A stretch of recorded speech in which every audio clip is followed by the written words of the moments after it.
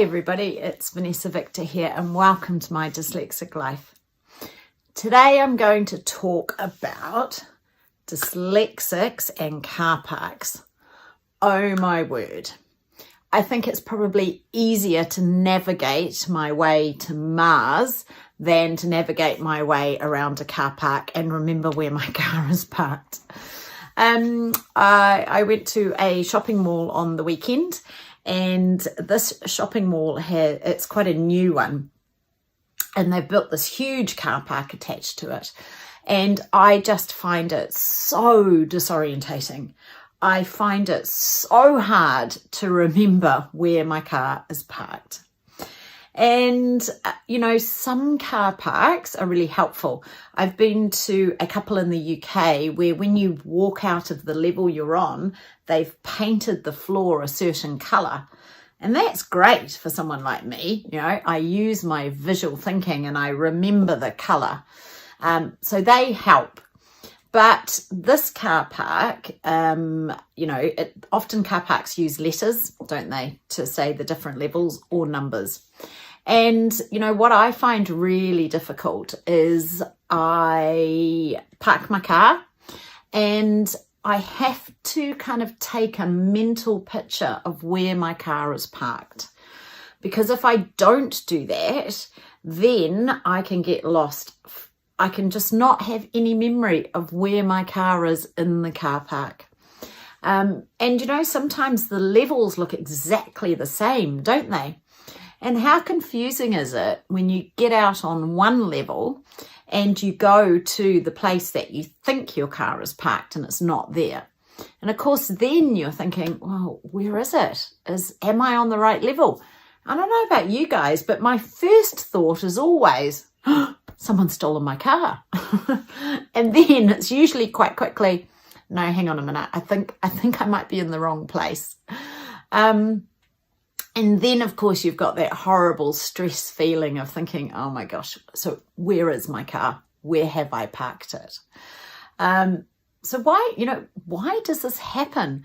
And there's a couple of things going on.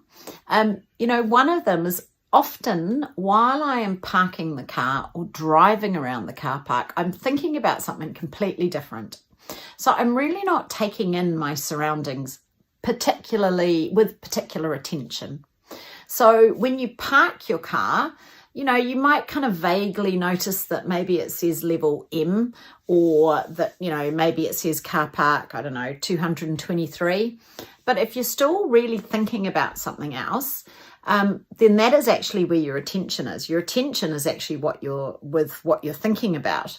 So then you go off and do whatever you need to do. And when you're coming back to the car park, it can be really hard to recall the information that your eyes saw because you were just too distracted by your thoughts. So, that's definitely one of the things that happens.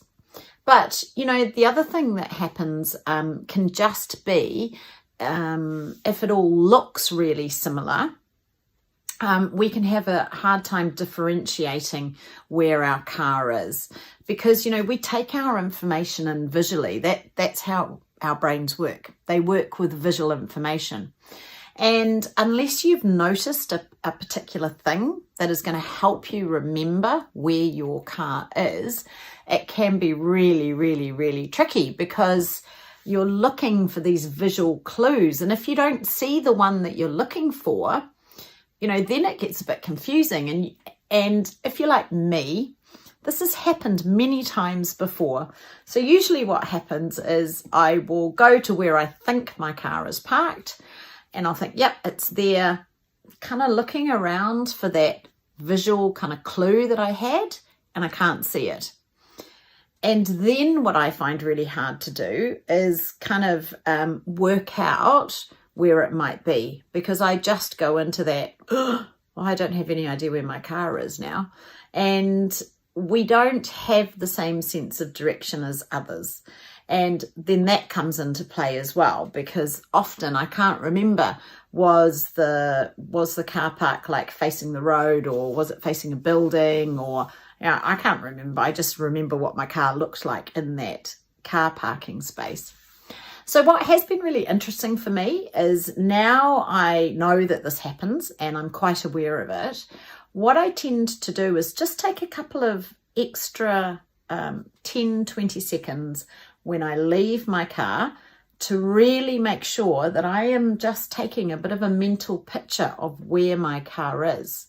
And then I just make sure that I take a mental picture of where, when I go down the stairs or go in the lift, what that parking kind of number is, whether it's a level or a colour or just or a letter.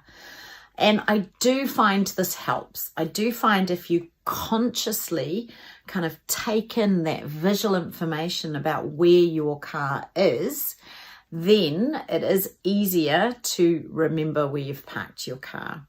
So I just wanted to share that little story with you. I don't know if anybody else has ever experienced that.